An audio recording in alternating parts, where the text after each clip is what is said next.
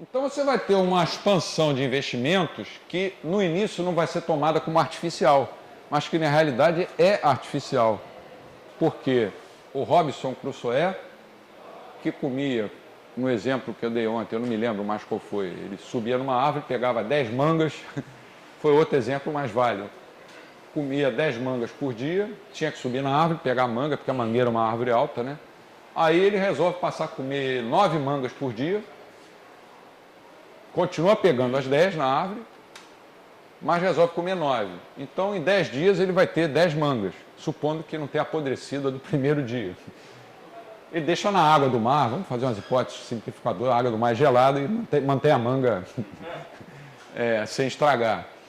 O que ele está fazendo? Ele está poupando. Aí vai chegar um dia em que ele vai ter 10 mangas. Ou 9, não precisa nem ser 10. Nesse dia ele não precisa subir na mangueira. Ele passa o dia, ele já tem o que comer, as 9 ou 10 mangas, ele passa o dia construindo um aparelho para pegar manga nas árvores. Pega um pedaço de pau, tenta fazer tipo uma cuia, uma cumbuca, amarra lá na ponta do pedaço de pau e ele está fazendo um investimento. Mas ele só está fazendo investimento porque ele poupou. Ele deixou de comer uma manga por dia. Ele podia plantar manga. Mas aí ia ter que esperar a mangueira crescer, ele ia morrer de fome. Dependendo da taxa de juros. Dependendo da taxa de juros, Dependendo da preferência intertemporal, aí você está certo. Quer dizer, o Banco Central, quando joga dinheiro na economia sem lastro, ele não fez o esforço que o Robinson Crusoe fez de deixar de comer uma manga por dia. Então, aquele dinheiro é necessariamente artificial. Portanto, a expansão monetária necessariamente provoca uma... Não tem essa palavra em português, tá? Mas eu uso porque não encontrei uma que substituísse descoordenação. Eu poderia escrever falta de coordenação entre os planos de poupança e de investimento do setor privado. Esse impacto descoordenador da política monetária é essencial na visão do Mises e depois do Hayek, mas não é levado em conta pela teoria macroeconômica convencional. O que a teoria diz, a mainstream? Quando a taxa de juros cai, é bom para todo mundo, por igual. Quando ela aumenta, é ruim para todo mundo, por igual. Aí tem um exemplo da não neutralidade da moeda. Acompanha o slide que agora o governo vai jogar uma pedrinha num lago bem tranquilo. Essa pedrinha chama-se moeda nova. Olha o que vai acontecendo. Notem.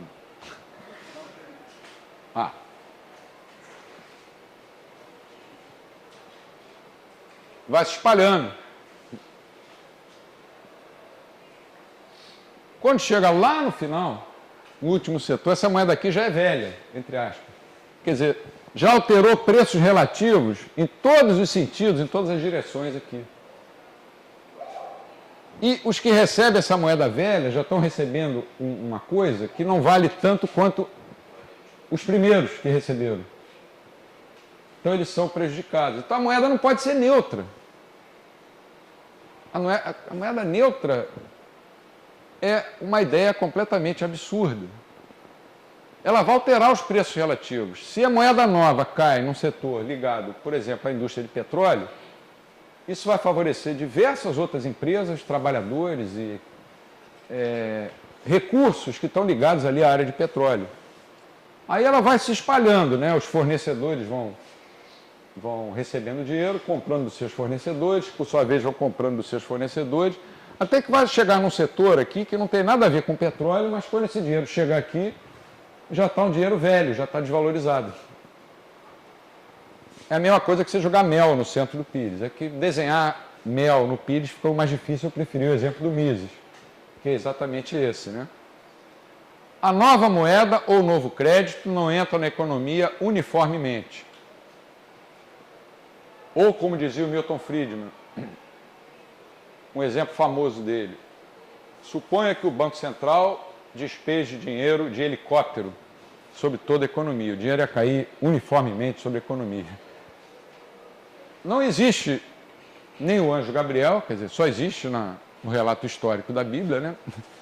Mas para dar dinheiro para todo mundo não tem nada a ver pensar numa coisa dessa, e nem o Banco Central ele deve ter até helicóptero para conduzir os diretores e presidentes. Ou então eles usam helicópteros de ONGs, mas não despeja dinheiro de maneira uniforme pela economia, mas em pontos específicos da estrutura de produção. E daí ele vai se espalhando pela economia. Nesse processo de propagação, os preços relativos necessariamente se alteram. Portanto, a moeda e o crédito não podem ser neutros. O que é a moeda neutra? Como eu falei, vou repetir para quem não é economista, né? Estou preocupado que o Bernardo está virando economista e eu queria evitar esse desvio na formação intelectual dele. Você diz que a moeda é neutra quando variações na quantidade de moeda não afetam o setor real da economia. Emprego, produto, PIB, salário real, renda real. E a moeda não é neutra quando afeta o setor real da economia. Com isso, a gente terminou o capítulo de hoje. Quer dizer, fizemos uma antecipação da teoria dos ciclos, que vale a pena eu antecipar antes de entrar no item de segunda-feira, que é um item bastante...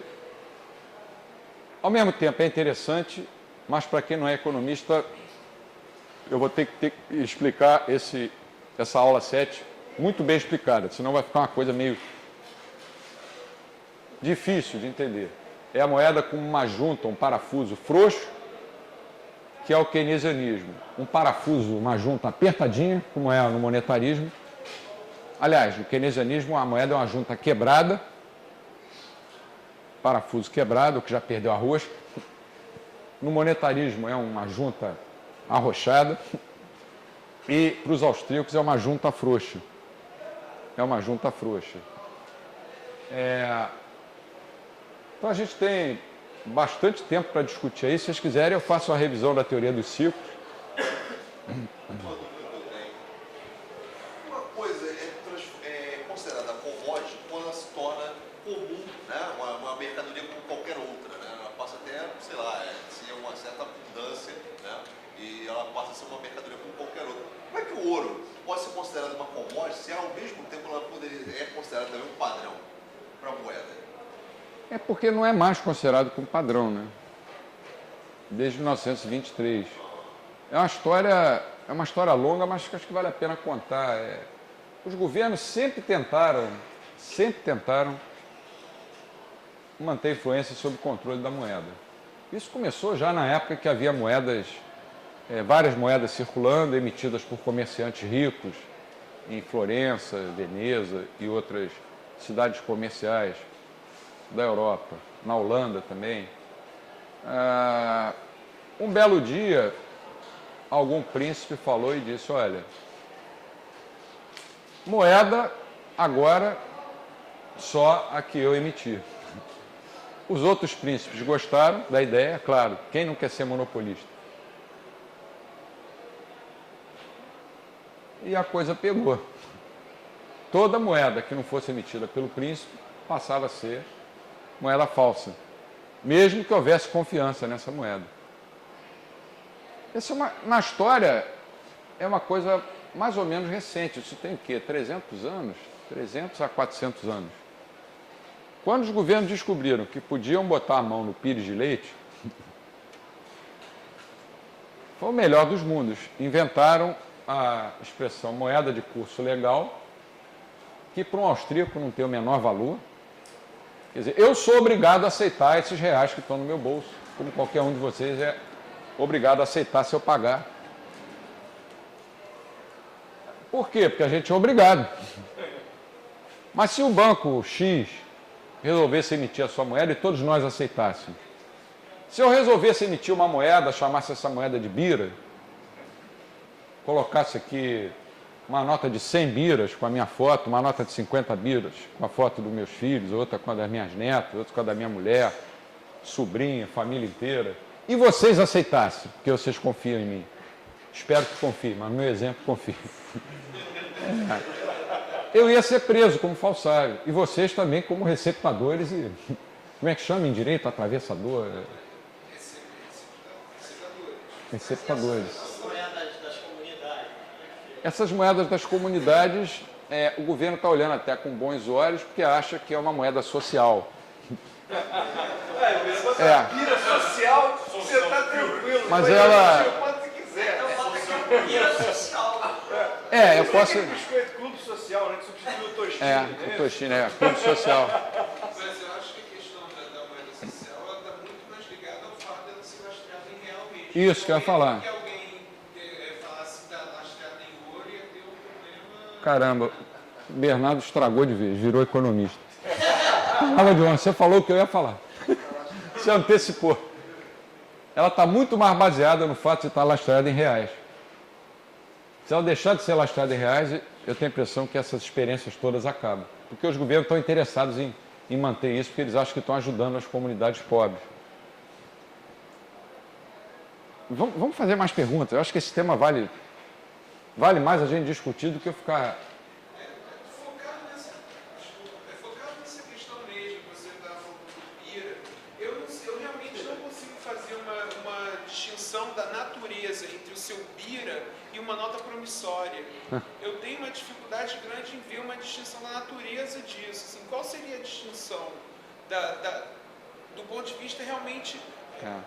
Qual seria a diferença? Não, eu também não consigo. Uma nota promissória que hoje é legal e um Pira. A diferença é essa. Uma é legal e a outra seria considerada ilegal. Mas o Pira não é denominado em, sei lá, o que o Pira quiser.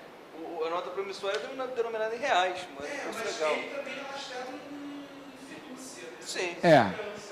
Eu estaria, a minha moeda seria lastrada na confiança que vocês teriam em mim, supondo que um professor da UERJ fosse um cara rico, ganhasse bem. E eu confio nesse cara porque ele vai ter dinheiro para me pagar quando eu for sacar. Não faz isso não, porque professor da UERJ é meio complicado. Mas é ilegal. É ilegal, eu seria preso como falsário. Por maior que fosse a confiança que vocês tivessem em mim. Já até fui, né? Tiraram uma foto minha atrás da grade ali, já tá no Facebook, eu imagino o que não vão dizer.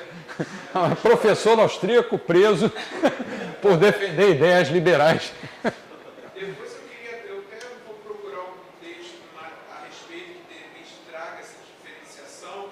Eu até, na primeira aula que a gente teve aqui com o Hélio, eu até comentei com ele, mas será que então, se é tão assim, fluida essa questão de que, a gente pode escolher que tipo de moeda a gente vai ter dentro desse saco, uma cesta de moedas que vai ter prata.